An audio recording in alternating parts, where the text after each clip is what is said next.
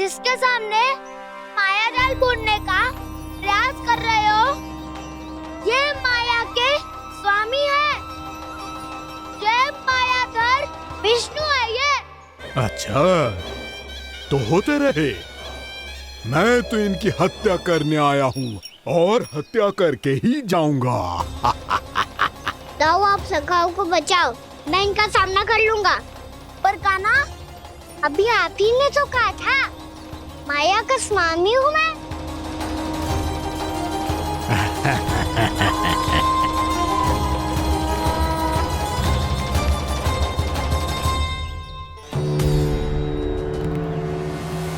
ये तो मथुरा का व्यापारी है। इसको अर्थ वो जो था वो सच में छलिया हो तो कहीं वो नंदमोहन तो ना पहुंच गो। हमें शीघ्र ही गांव जाना पड़ेगा और सबको सावधान करना पड़ेगा। चल।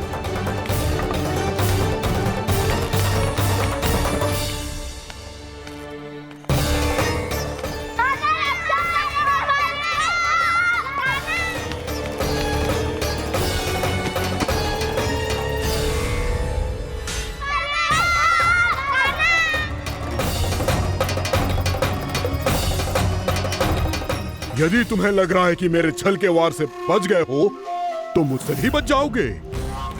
ये तुम्हारी सबसे बड़ी भूल है कृष्ण।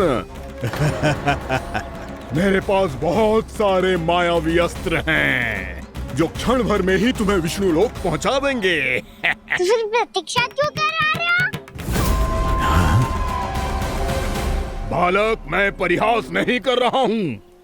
मुझे पता है, तभी तो कह रहा हूँ शीघ्र दिखाओ ना। मुझे तुम्हारे सारे मायावी अस्त्र देखने हैं। कैसे बालक हो तुम? मैं यहाँ खेल दिखाने नहीं आया हूँ। उस समय व्रत क्यों कर रहे हो ब्रह्मासुर? जो करने आए हो वो ही करो ना। अब देखो कैसे तुम्हारे प्राण एक ही वार में इस देह का साथ छोड़कर उड़ जाएंगे। मेरी मायावी अग्नि तुम्हारे भोले भाले से इस मुख को जलाकर भस्म कर देगी।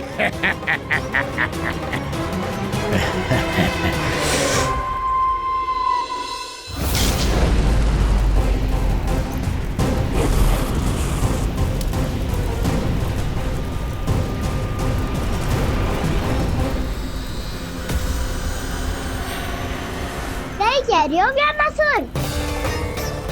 बोला बाला तो दिखता हूँ मैं। मैया भी यही कहती है।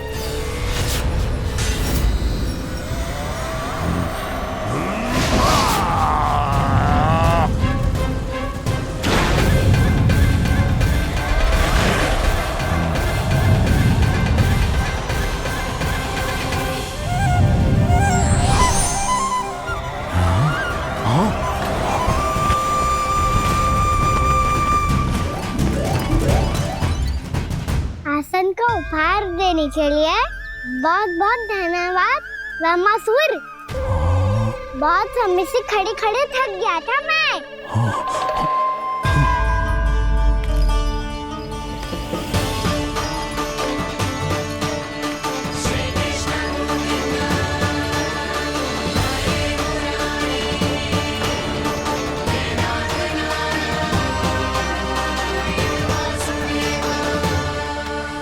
अगला अस्त्र दिखाओ ना। तुम्हारी यही जिज्ञासा आज तुम्हारा अंत करने में सहायक बनेगी मूर्ख बालक।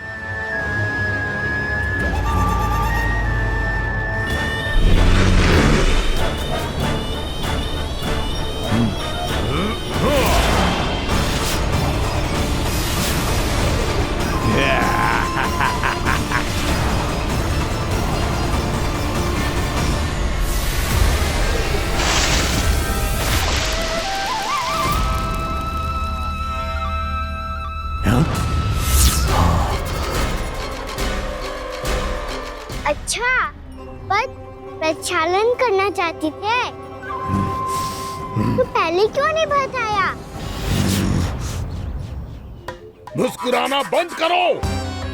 तुम्हारी ये हंसी मुझे कांटों की तरह चुभ रही है। पर मैया तो कहती है कि मेरी मुस्कुराहट फूलों की तरह है।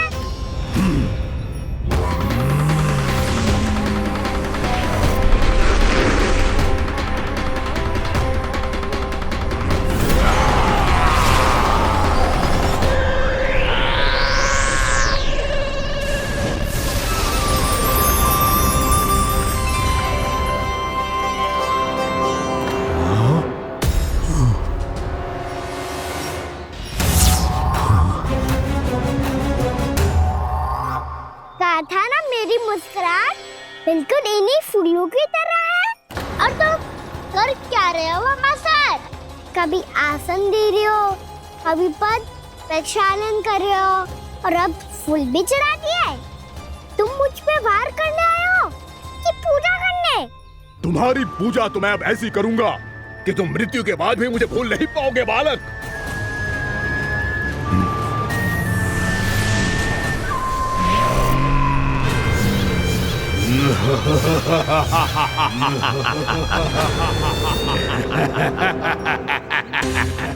कान्हा, ये चट्टान तो मुझसे हिल ही ना रही।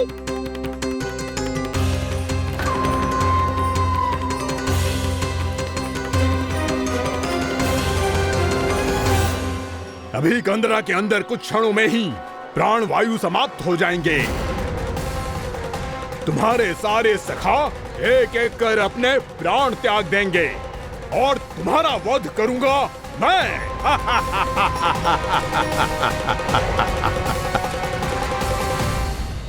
अरे सब जन बच के रहना। छलिया आया हुआ है वृंदावन में। अरे छलिया आ गया है। वृंदावन में मायावी छलिया। अरे क्या हुआ? कौन छलिया? मायावी छलिया सबको छलता है वो। हाँ, कुछ भी कर सके है वो। बहुत भयानक। अरे भानु, ठहर जरा, क्या हुआ? बहुत भयानक है वो। बच के रहना सब लोग। अरे भेष बदल ले तो है वो। हाँ। क्या हुआ? छलिया है वो। अरे मेरी बात तो बताओ। रानी भाभी, रानी भाभी, कान्हा घर पर ही है ना? ऐसे भड़बड़ा क्यों रहे हो? कोई भूत देख लियो है क्या? भूत ना भाभी, छलिया से भेंट हो गई। सच्ची का मायावी छलिया है भाभी। क्या उल्टा सीधा बोले जा रहे हो? ठीक से बताओ। अब बोलो भी। वो कान्हा के पीछे पड़ो है वो। मेरे लल्ला के पीछे? हाँ रानी भाभी, हमारे अचेत होने से पहले हमने उसे ये कहते सुना था कि वो वृंदावन आने वाला है कान्हा से मिलने। हे नारायण, मेरे कान्हा की रक्षा करना। जसोदा जी, मायावी छलिए से बचना बालकों के बस की बात ना है। जीजी, बालक वन में अकेले हैं।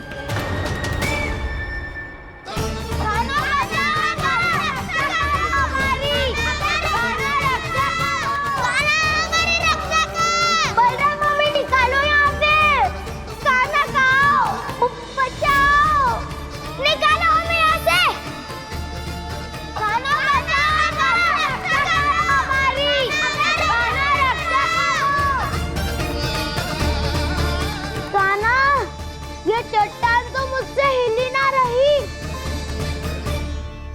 यदि मैं माया का स्वामी हूँ तो आप भी बल के स्वामी हो। ताऊ, अपनी क्षमता, अपना सामर्थ्य स्मरण करो।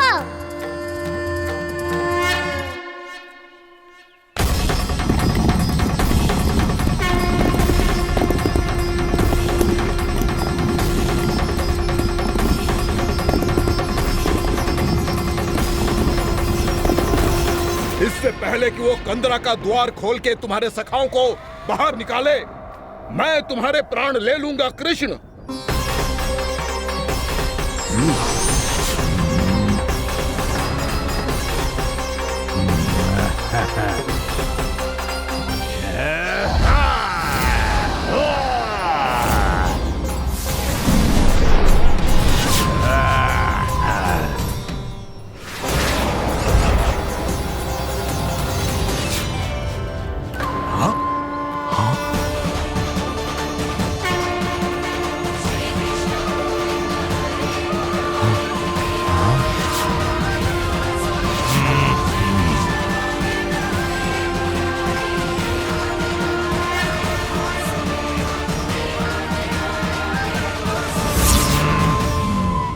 रात कितनी पूजा करोगे ब्रह्मासुर?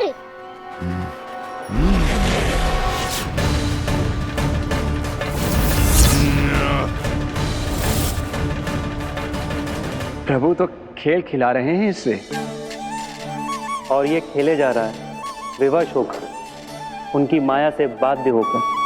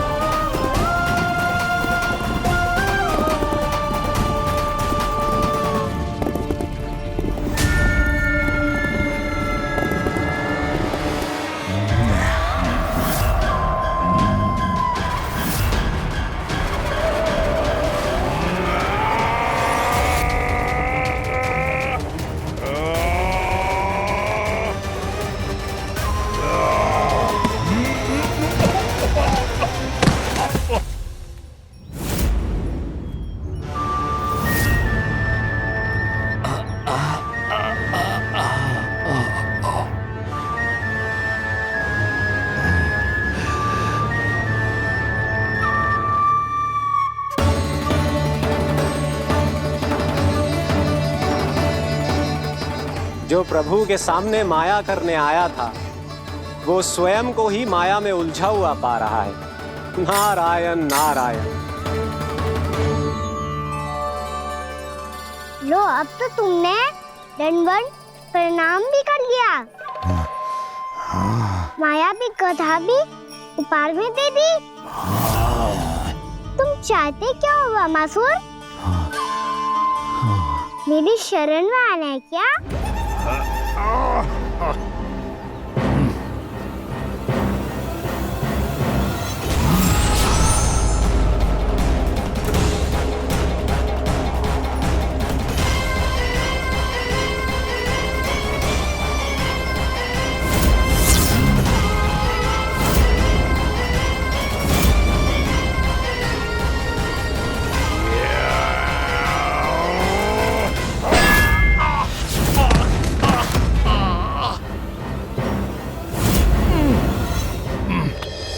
सोच विचार का समय ना है हमारे पास।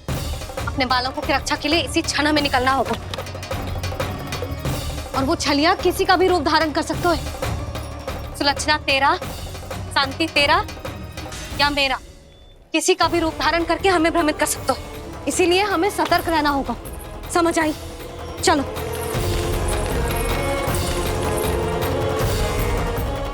अभी भी समय है ब्रह्मासुर, समझ जाओ। यदि मैया आ गई तो बात गड़बड़ हो जाएगी।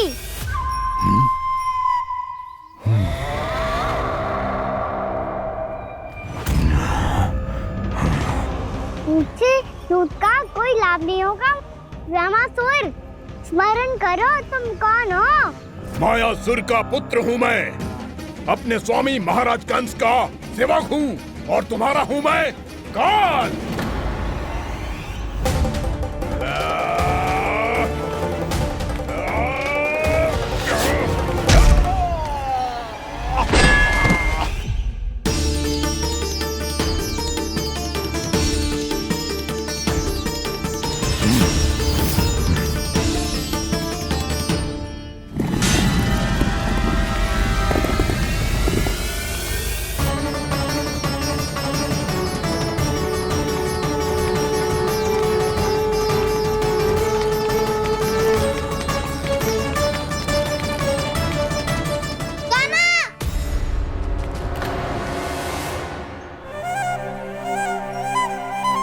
बाबा कहते हैं दुष्टों को पहले बातों से समझाना चाहिए, फिर भी ना माने तो अस्त्र ना उठाना दृढ़ता होती है।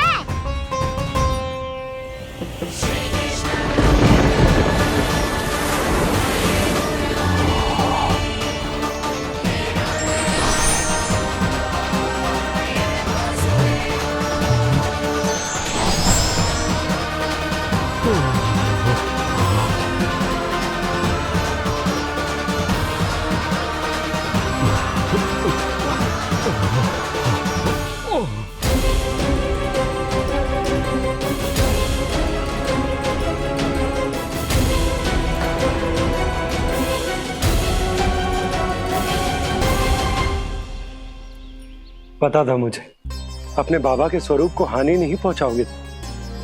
सही कही तुमने। पिता की छवि ही पिता के समान भी आनंदीय होती है। ब्रह्मासुर, ब्रह्मासुर। ये मैं अपने वास्तविक रूप में कैसे आ गया?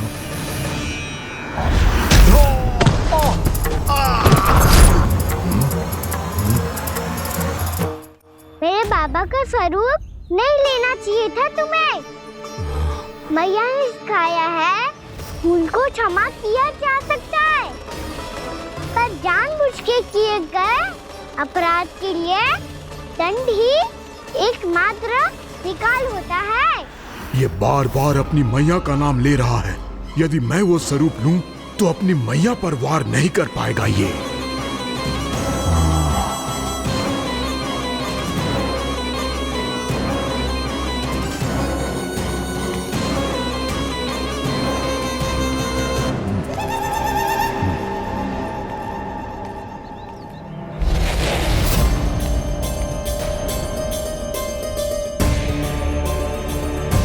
लल्ला,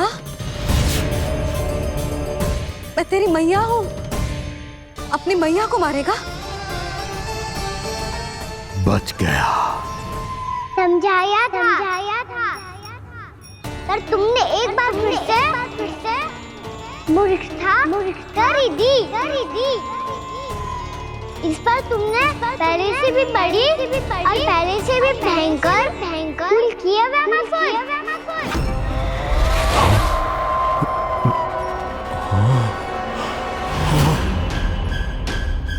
ये क्या हो रहा है मुझे? बार बार मेरा रूप क्यों बदल रहा है? ममता को समझे बिना अधिक समय तक मैया का स्वरूप हरण करके नहीं रख पाओगे ब्रह्मासुर।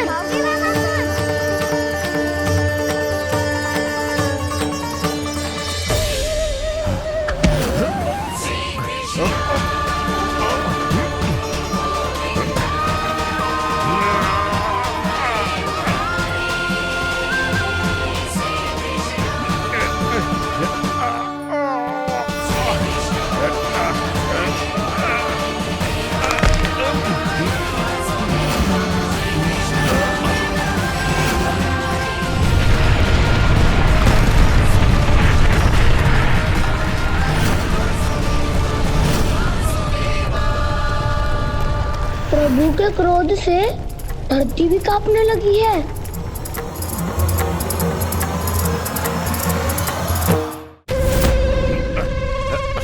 पुत्र को मारने के उद्देश्य से एक माँ का रूप लिया तुमने। ये ममता का और मेरी मैया का घोर अपमान है ब्रह्मासुर।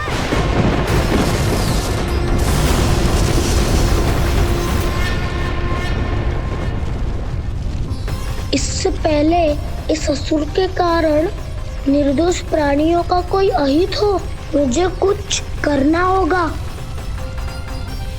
यदि मैं माया का स्वामी हूँ तो आप भी बल के स्वामी हो। दाऊ, अपनी क्षमता, अपना सामर्थ्य स्मरण करो।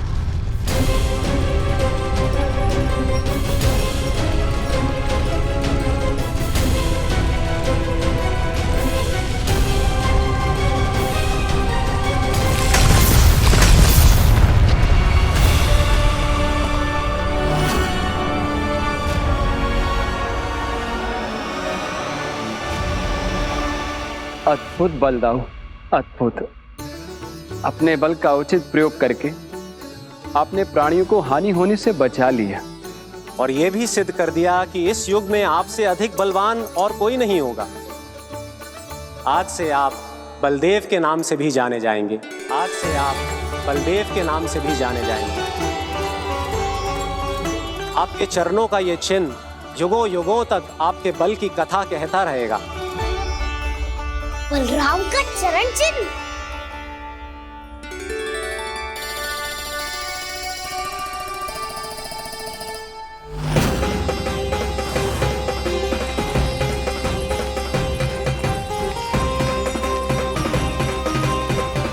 मेरी माया से आज तक कोई नहीं बच पाया है। एक बार मुझे छोड़कर देखो, फिर पता चलेगा कि मैं हूँ कौन। पहले ये तो देख लो कि मैं कौन हूँ।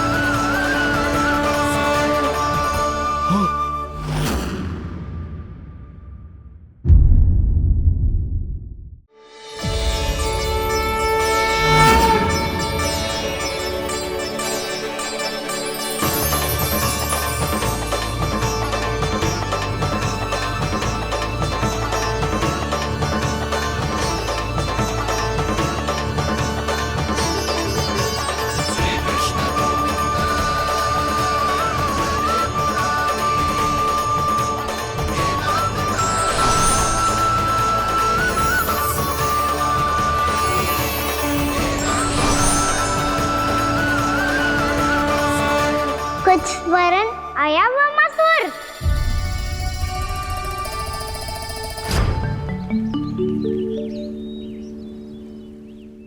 बहुत समय पहले की बात है, बहुत बड़े भूमाकर राज करते थे तुम्हें महान राजा भीमम के नाम से जाना जाता था। सब कुछ था तुम्हारे पास, पर शांति नहीं थी। इसीलिए शांति की खोज में अपना संपूर्ण राज अपने पुत्रों को सौंप कर हिमालय पर्वत की ओर चल दिए। अनेक वर्षों की तपस्या के बाद तुम्हारे तप की कीर्ति चारों ओर फैलने लगी और फिर सच्चे तपस्वी के रूप में तुम्हारी ख्याति से प्रभावित होकर महर्षि उलट तुमसे भेंट करने आए। राजा भीमरथ, आपने ईश्वर की प्राप्ति के लिए सब कुछ छोड़ दिया, पर अपना अभिमान नहीं छोड़ पाए। इसीलिए मेरे आगमन पर सम्मान के साथ खड़ा होना तो दूर, मेरा अभिवादन भी नहीं किया। अभिमान तपस्वी का गुण नहीं होता है राजन, अभिमान राक्षसी गुण है। इसलिए मैं आपको श्राप देता हूँ कि आप अगले जन्म में एक राक्षस के रूप में जन्म लेंगे, एक राक्षस के रूप में जन्म लेंगे। मुझे क्षमा कर दीजिए महर्षि, मैंने जानबूझकर आपका अपमान नहीं किया है।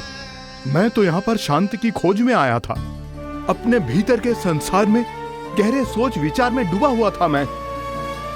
मुझे क्षमा कर दीजिए महर्षि, मुझे क्षमा कर दीजिए। अपनी भूल का आभास प्रायश्चित की ओर पहला पग होता है।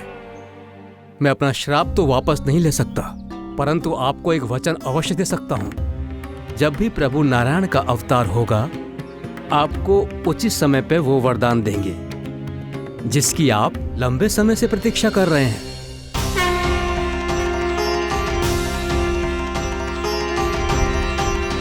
प्रभु, आपने मेरी आंखें खोल दी। अब मुझे पता चल गया है कि आप कौन हैं और मैं कौन हूँ। इसलिए आप मुझ पर कृपा करके अपने चरणों में स्थान दे दीजिए। मुझे वो शांति प्रदान कीजिए जिसकी खोज में मैं वर्षों से भटक रहा हूँ।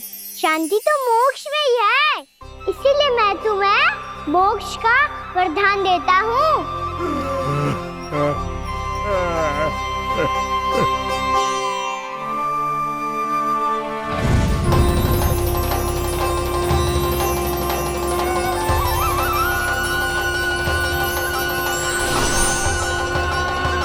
प्रभु की ये लीला सदैव स्मरण रखी जाएगी।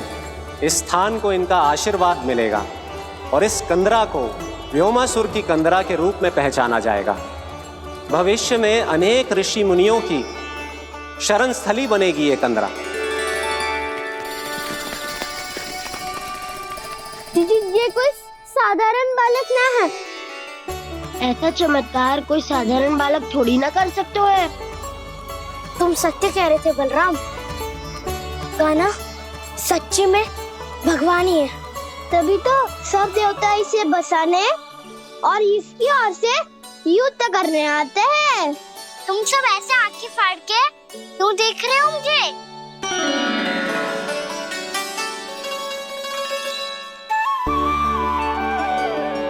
बलराम, तुम बलवान हो और कान्हा भगवान है। दूर दूर तक कोई दिखाई ना दे रहा है, ना जाने किस हाल में होंगे बालक।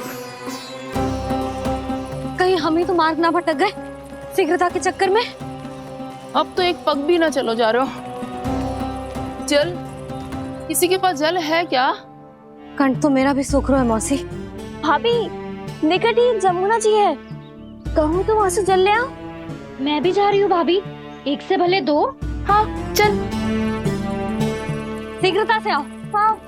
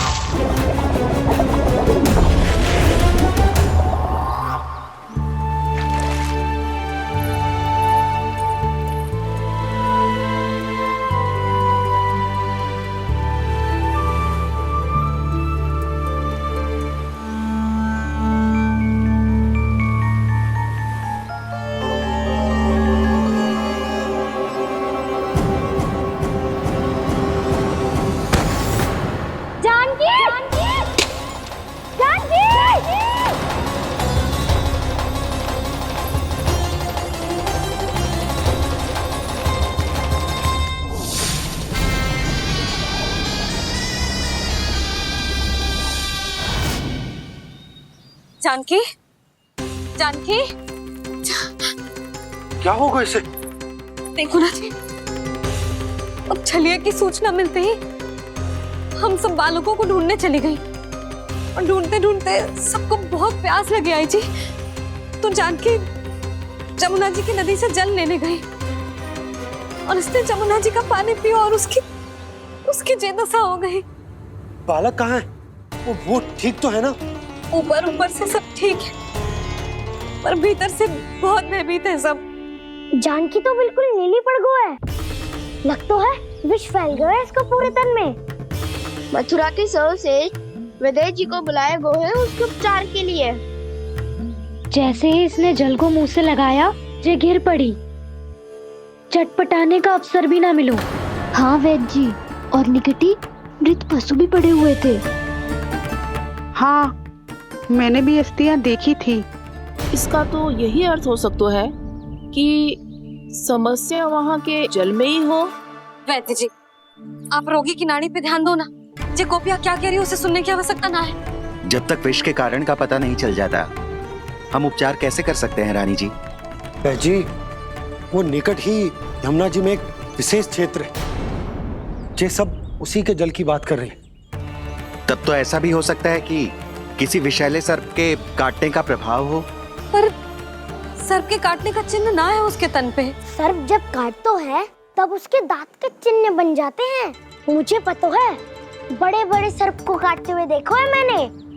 एक दिन अब बात कर उज्जवल, ये बड़ी बड़ी हाँकने का समय ना है। पर यदि सर्प ने ना काटा है, फिर जानकी की ये दशा किसने की? अवश्य किसी राक्षस ने की होगी। नाना, कोई विषैला पशु भी तो हो सकता है, या अवश्य किसी माँ विषैले सर्प के विष से हुआ है। सर्प ने भले ना काटा हो, लेकिन यह अवश्य ही किसी महाविषैले सर्प के विष के कारण हुआ है। कालिया नाग। कालिया नाग?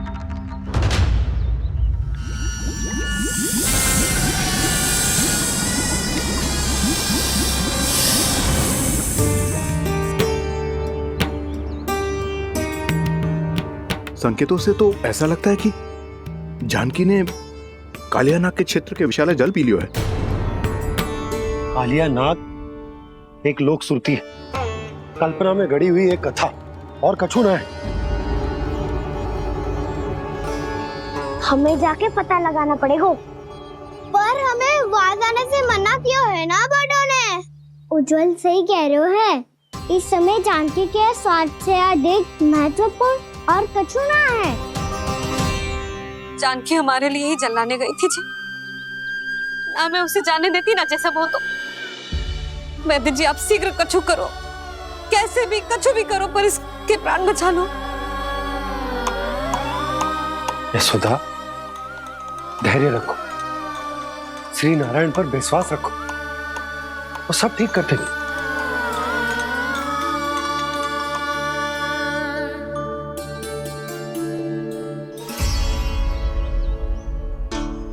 विष की काट की मेरे पास जितनी जड़ी बूटी थी मैंने सब अर्क बना के पिला दी, पर इसकी दशा में अभी तक कोई सुधार नहीं दिख रहा है। यह अंतिम जड़ी बूटी है, अगर इससे भी चमत्कार नहीं हुआ तो फिर जो नारायण की इच्छा।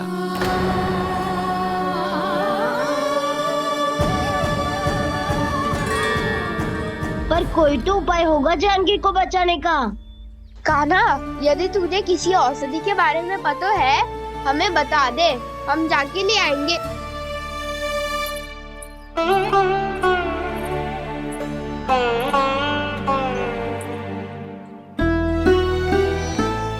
हे नारायण, हे प्रभु, मेरी जानकी के प्राण बचा ले प्रभु। क्या तो मैं अपने आप को कभी क्षमा न कर पाऊंगी। ये सारी मेरे ही कारण बनाई थी। उसकी रक्षा करो प्रभु, मेरी पुकार सुनो। कान्हा, तूने हमें वत्सासुर से बचाया था ना? और बकासुर से भी तो, और छलवे से भी तो तूने ही बचाया था ना हमें। क्या ऐसा कोई उपाय ना है जानकी को बचाने का? धन्वंतरी,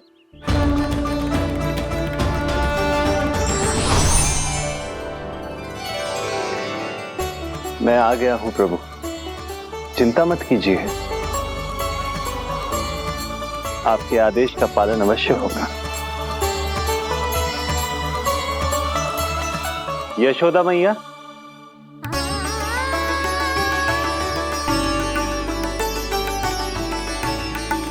मैया आपको कोई पुकार रहा है।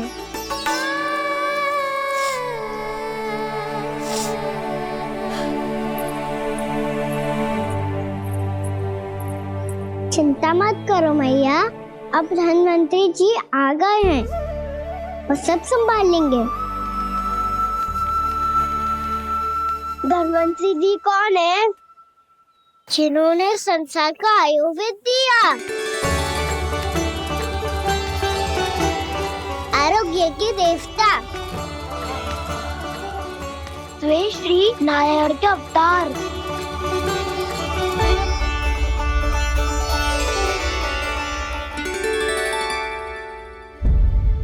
मुझे पता चला है कि आपको वेद की आवश्यकता है।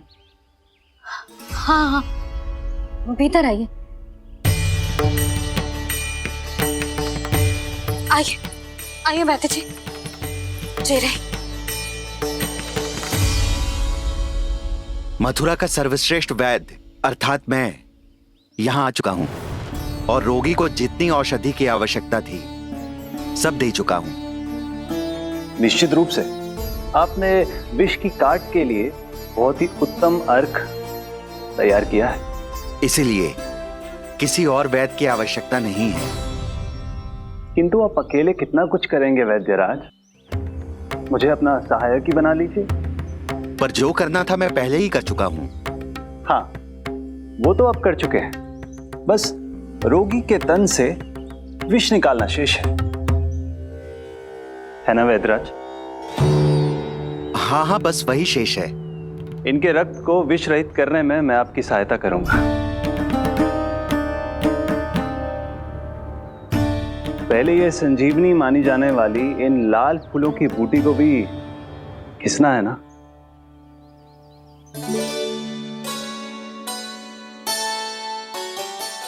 हाँ हाँ, तुम सही कह रहे हो, इसे अच्छे से घिसो।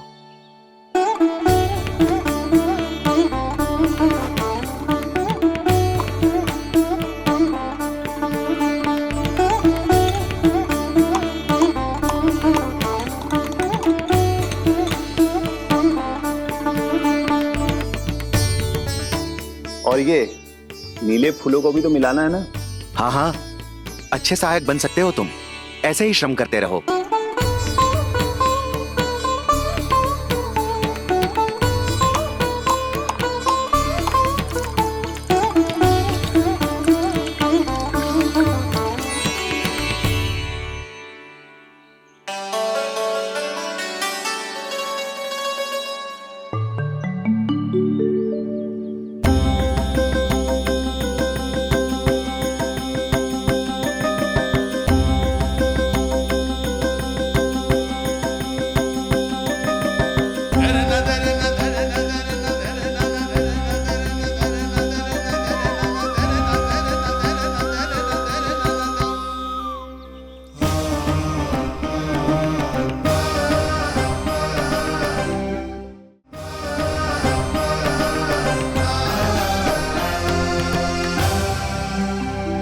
जानकी स्वस्थ तो हो जाएगी ना धन्वंतरी जी? धन्वंतरी? प्रभु, अब मैं क्या करूं? आपने तो स्वयं ही मेरी पहचान उजागर कर दी। जी क्या करो कान्हा? आप सब ऐसे क्यों देख रहे हो? मैया कहती है ना, सभी वेद धन्वंतरी जी का ही रूप होते हैं। वाह कृष्णा, चतुर तो हो तुम। वैसे वास्तविक धन्वंतरी मैं हूँ। मेरा अर्थ है वास्तविक वैद्य मैं हूँ। ये तो मेरा सहायक है, मुझे पूरा विश्वास है बिल्कुल ठीक हो जाएगी। वैसे ही थोड़े ना मुझे मथुरा का सर्वश्रेष्ठ वैद्य कहते हैं लोग।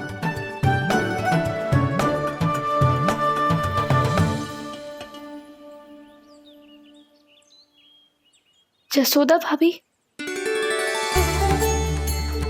जसोदा जी, जानकी को चेतना आ गई। जानकी, जानकी, जानकी, तू ठीक है ना? क्षमा करना भाभी, मैं आपके लिए जल ना ला पाई। बस बहुत भूख लगी है। मैं अभी कछु लाती हूँ। जानकी माखन खाओगी?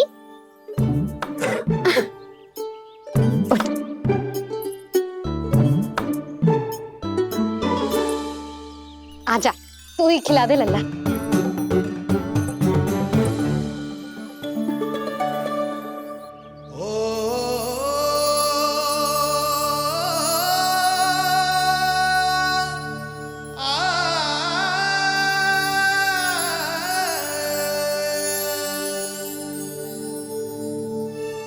तुम सब मेरे लल्ला को माखन चोर कहती हो ना?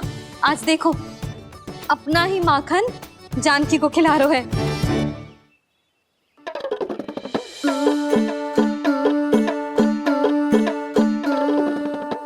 थोड़ा और विश्राम कर लो। सदैव तुम हम सबकी सेवा करती हो, आज मैं तुम्हारी सेवा करूंगा। जानकी की जिज्ञासा तब हुई जब जय यशोदा काकी की सेवा कर रही थी, और अब देखो स्वयं भगवान ही इसकी सेवा कर रहे हैं।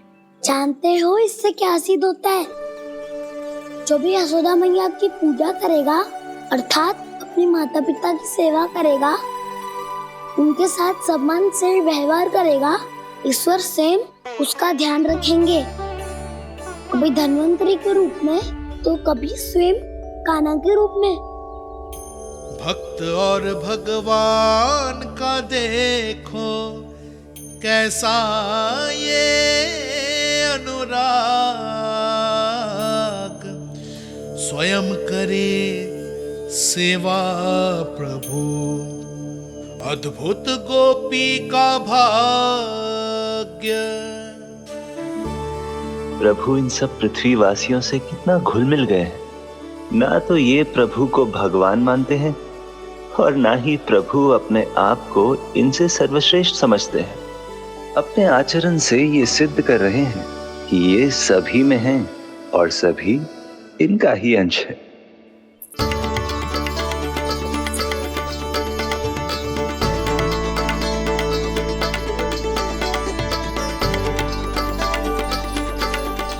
प्रभु, अब मुझे जाने की आज्ञा दीजिए।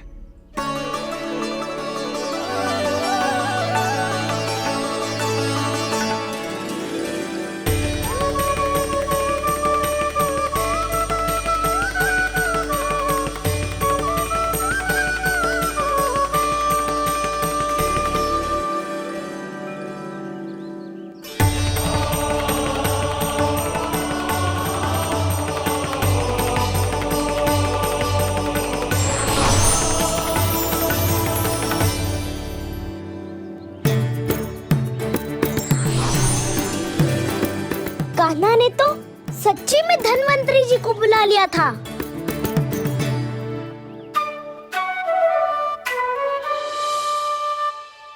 जब से कान्हा का जन्म हुआ है ना, मैं तब से देख रही हूँ, तब से हम पे कोई भी संकट आती है ना, तो अचानक से कोई अपरिचित हमारी सहायता करने आ जाता है, और जाते समय कान्हा की आज्ञा लेके जाते है, और कभी कभी तो इसे प्रभु बोल के जाते है। बाबा संभालो।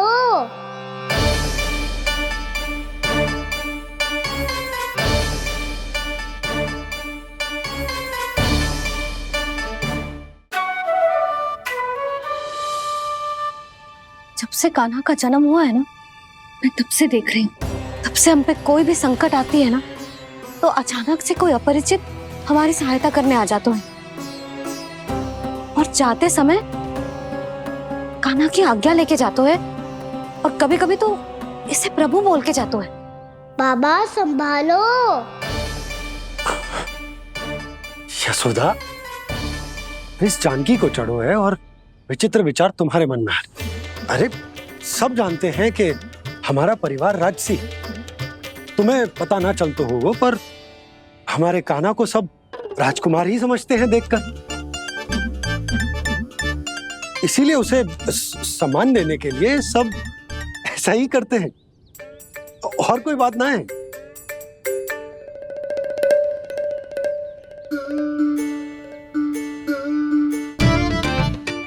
अब जे मेरे लल्ला को ऐसे क्यों घूर रहे हैं?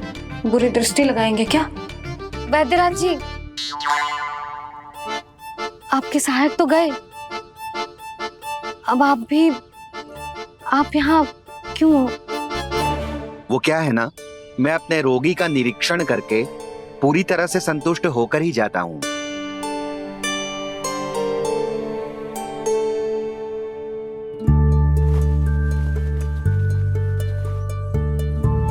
हाँ, संकेत तो अच्छे हैं, कल सुबह तक बिल्कुल ठीक हो जाएगी। धन्यवाद वैद्य जी।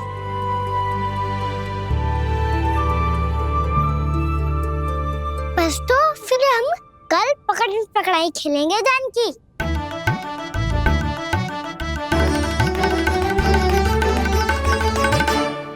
भानु, बंसी, जाकर उस क्षेत्र के चारों ओर बाड़ बनवा दो, और वहां सूचना पट्ट भी लगा देना, ताकि जानकी के साथ जो हुआ है वो किसी और के साथ ना हो। शीघ्र जाओ। जी ठीक है।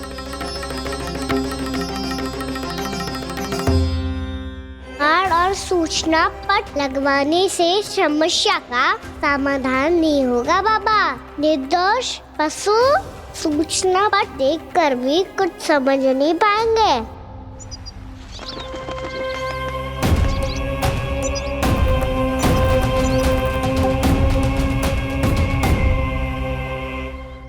तो तुम्हारे कहने का अर्थ यह है कि व्योमासुर मारा जा चुका है, और वो बालक अब भी जीवित है।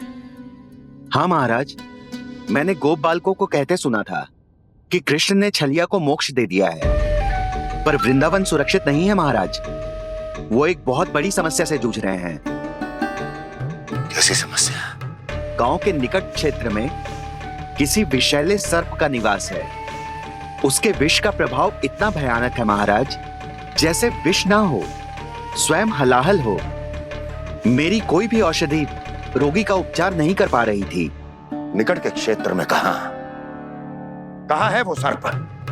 गोप मानते हैं कि वो सर्प गांव के निकट यमुना नदी के जल में रहता है। मुझे तो लगता है महाराज, ये कालिया नाग की कथा कोई किंवदंती या लोक श्रुति नहीं, एक सच्चाई है एक विशैली सच्चाई।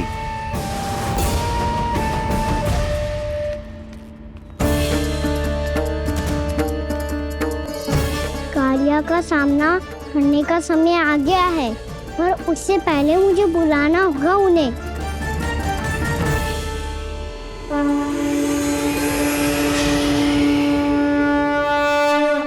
संसार के दारुण भय का नाश करने वाले, सभी कष्टों का हरण करने वाले, विश्व का समस्त ऐश्वर्य प्रदान करने वाले, कमल जैसे लोचन, मुख और चरणों वाले आजानुभुज श्री राम को मैं बार बार नमस्कार करता हूँ। आपदामपहर्तारम दातारम सर्व संपदाम लोकाभिरामम श्री रामम भूयो भूयो नमाम्यहम्। कागभूसोंडी, कागभूसोंडी, कागभूसोंडी। प्रभु क्षमा करें, मुझे जाना होगा।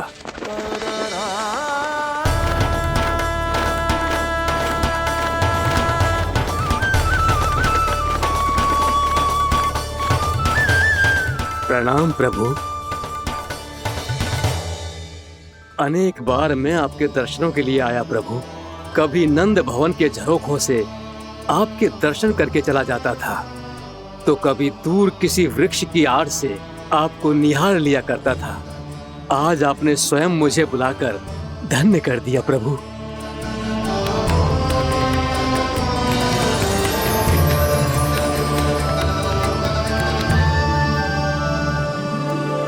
मैंने आपको यहाँ एक विशेष कारण से बुलाया है। आपके श्राप से इस कालिया नाग को मुक्त करने का समय आ गया है। ये तो बहुत ही उत्तम समाचार है प्रभु। इतने वर्ष बीत गए, मुझे आज भी स्मरण है वो दिन जब मैंने उन्हें श्राप दिया था। अपने क्रोध पर नियंत्रण खोकर बहुत बड़ी भूल कर दी थी मैंने प्रभु। बीती हुई घटनाओं पर दुखी होके कोई लाभ नहीं है। हमें भविष्य की ओर देखना होगा।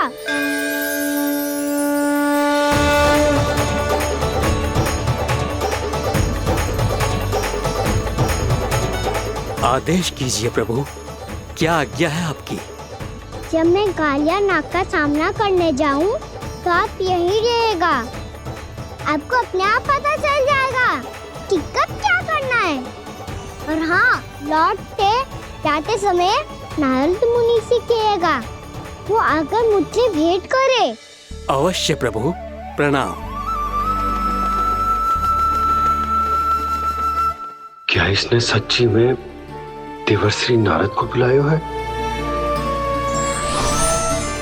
नारायण नारायण, आपको संदेश भेजने की आवश्यकता नहीं थी। आप स्मरण करते और मैं चला आता। तुम्हारा कल्याण हो नारद।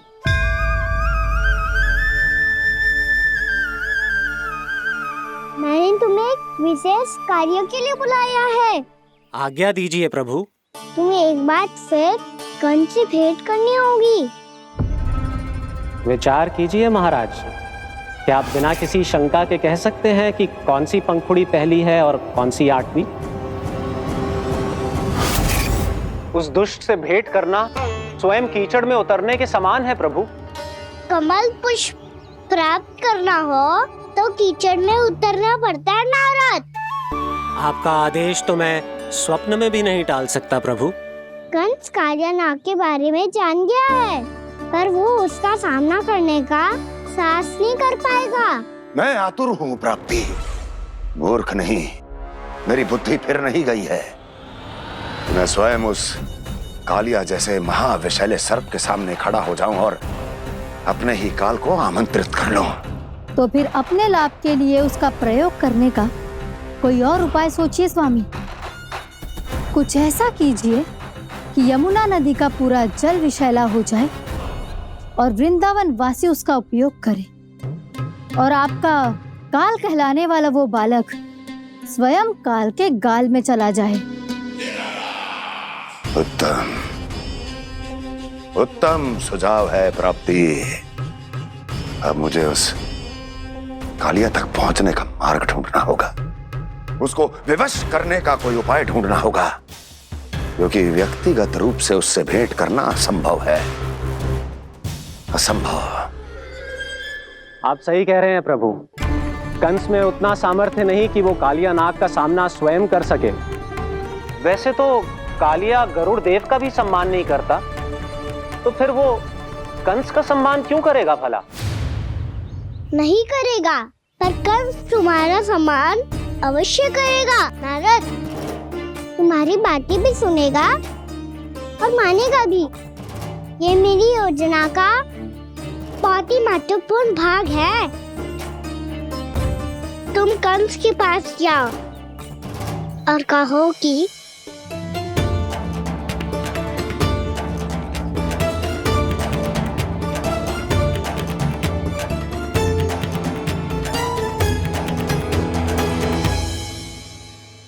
संतान अपने माता पिता को तीर्थ का सौभाग्य दिलाती, पर मेरा लल्ला कितना महान कि उसने हमारे घर को ही तीर्थ बना दिया।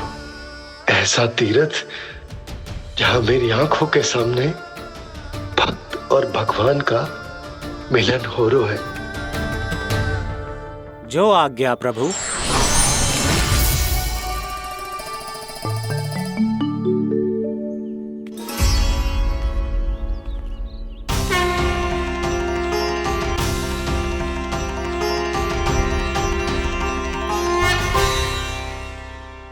बाबा, कान्हा, ये सब क्या चल रहा है? पहले काक भुसुंडी जी और फिर जे नारद जी, क्या योजना बना रहे हो तुम? कान्हा, बता ना लल्ला, क्या सोच रहे तू? कान्हा देख, अगर तुझे अपने बाबा को ना बताना हो ना, अपने भक्त को बता दे। क्या सोच रहे हो लल्ला? क्या करने वाले हो आप?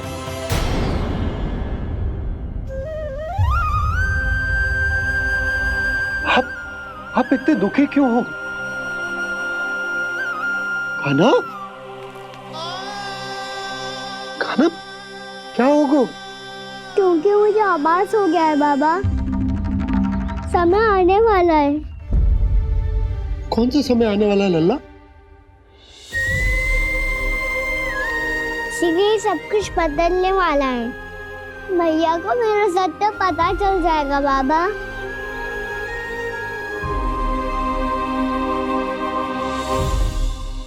पर लल्ला, इसका काक भुसुंडी और कालिया नाग से क्या संबंध है? ऐसा क्या हुआ था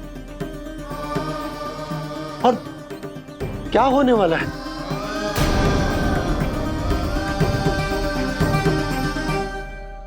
जो होने वाला है बाबा, उसका संबंध उससे है जो सैकड़ों वर्ष पहले हुआ था। महर्षि भृगु के एक वंशज थे, वेद शिरोमुनि, जो विंध्याचल की पहाड़ियों में साधना कर रहे थे। तभी वहाँ अश्वशिरा नाम के एक दूसरे मुनि आमंत्रण के बिना ही आ गए। कितना सुंदर और शांतिपूर्ण आश्रम है। यहाँ प्रभु की साधना करने में बहुत आनंद आएगा। शीघ्र ही अश्वशिरा मुनि उपस्थिति के कारण होने वाले व्यवधान से बाध्य होकर वेद शिरा मुनि ने अपनी आंखें खोली। कौन हो तुम और यहाँ क्या कर रहे हो? आपके आश्रम में बहुत शांति है मुनिवर। साधना करने के लिए बहुत ही उत्तम स्थान है ये। मैं चाहता हूँ कि मैं भी यहाँ। आप यहाँ साधना करना चाहते हैं, लेकिन इतना भी नहीं जानते कि किसी के आश्रम में प्रवेश करने से पहले उसकी आज्ञा लेनी चाहिए। आप ये भी नहीं जानते कि यदि कोई यज्ञ कर रहा हो तो बिना अनुमति के वहाँ प्रवेश करने से उसकी यज्ञ साधना भंग हो सकती है। आप क्या साधना करेंगे मुनि? आप तो साधना के योग्य ही नहीं हैं। इतना अपमान! एक मुनि के मुख से इतने कड़वे शब्द शोभा नहीं देते। मैं तुम्हें श्राप देता हूँ, जितनी विषैली तुम्हारी जिह्वा है उतने ही विषैले सर्प बन जाओ तुम। और ऐसा सर्प जो सांस भी ले तो निकट का वातावरण दूषित हो जाए। तुम्हारे इस दुस्साहस के लिए मैं तुम्हें श्राप देता हूँ कि तुम अभी इसी क्षण कौवा बन जाओ, और ऐसा कौवा जो कांव कांव करके अनर्गल प्रलाप करता रहे।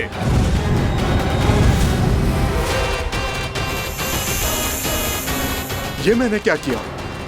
ये मैंने क्या किया? क्रोध के कारण दोनों ने एक दूसरे को श्राप दे दिया।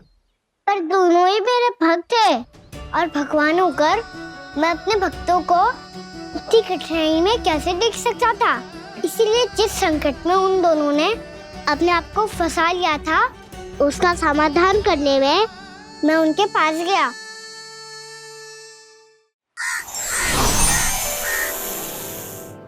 देखिए ना प्रभु, ये क्या हो गया हमसे। हमारी रक्षा कीजिए प्रभु, मार्ग दिखाइए हमें। क्रोध पर नियंत्रण ना होने के कारण आप दोनों ने एक दूसरे को बहुत ही भीषण संकट में डाल दिया है।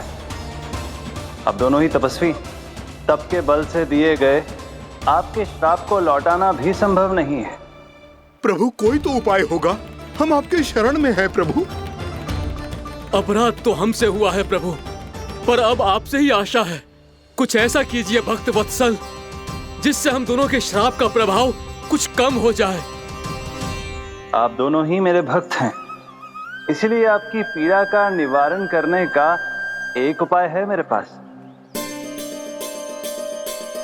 वेद शिरामुनि, जब आप कालिया नाग बनेंगे तो आपको मेरे चरणों को अपने शीश पर धारण करने का सौभाग्य मिलेगा। और अश्र शिरामुनि, आप काग योनि होने के बाद भी आप श्रेष्ठतम ज्ञान और सर्वाधिक यौगिक सिद्धियों के स्वामी होंगे और प्रवचन दिया करेंगे। इसके बाद अश्वशिरा मुनि काकभूषुंडी बन गए, जिन्होंने आगे चलकर स्वयं गरुड़ देव को रामायण सुनाई। और मुनि वेदशिरा महर्षि कश्यप और देवी कत्रियों के पुत्र कालिया नाग बनकर जल में, और अब वही कालिया नाग जमराज्य में, जिनके कारण जानकी के प्राण लगभग चले ही गए थे। अब कालिया नाग को उचित स्थान पर भेजने का समय आ गया है बाबा। पर ये तो अच्छी बात है कान्हा, वेदशिरा मुनि को दिया हुआ तुम्हारा वचन भी पूरा हो जाएगा, जमुना जी की शुद्धि भी हो जाएगी। इस सब के बाद भी तुम दुखी क्यों हो? क्योंकि इसके बाद मैया के सामने मेरा रहस्य खुल जाएगा बाबा। उन्हें पता चल जाएगा कि उनका बालक कोई साधारण बालक ना है। भविष्य में जो होने वाला है उसे सबके सामने घटने से रोकना मेरे लिए भी संभव ना होगा। मैया को सब पता चल जाएगा। क्या पता चल जाएगा रे मुझे?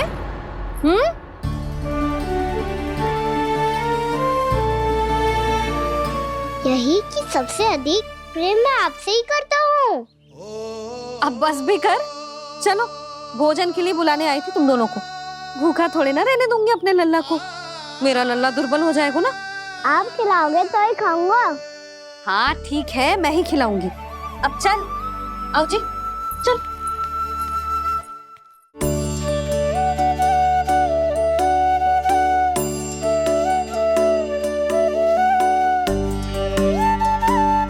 मैया खेलो ना मेरे साथ।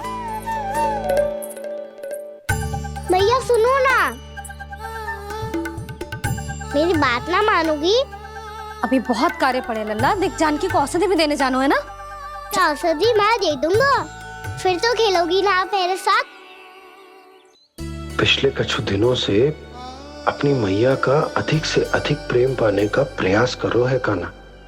इसका तो एक ही अर्थ हो सकता है कि कछु बहुत बड़ो होने वालों है। कान्हा रुक जा लल्ला। कान्हा क्यों तंग कर रहा है? मैया को पहन लेना। कान्हा, कान्हा, ये क्या करो तूने?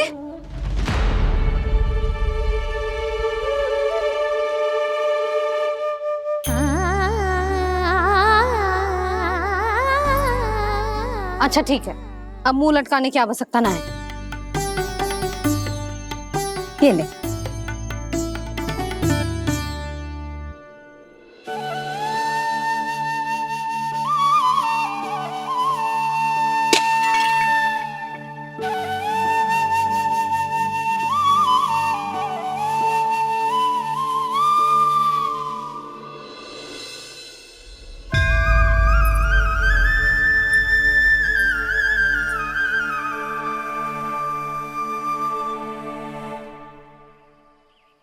तंग करे मैया को खिजाए, खेले रूठे मनाए,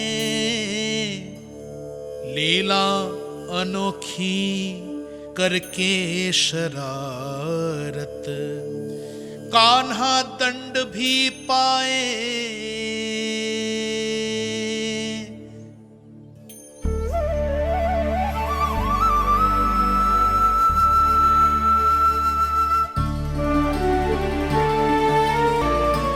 रूठना मनाना, खेलना खिलाना, पहले शरारत करके क्रोध दिलाना और फिर क्षमा मांग लेना, ये सब जानबूझकर कर रहे है कन, जैसे जीवन भर के लिए अपनी मैया की ममता को अपने हृदय में समेट कर रखना चाहते हो। कैसे कैसे करूं उस कालिया से मित्रता, कैसे करूं उसका उपयोग?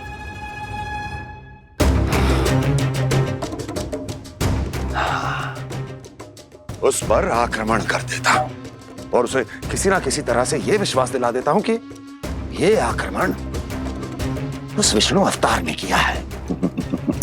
फिर वो क्रोध में आकर सारे वृंदावन वासियों को अपने विष से समाप्त कर देगा। उचित है, ये उचित है। नारायण हरि, नारायण हरि।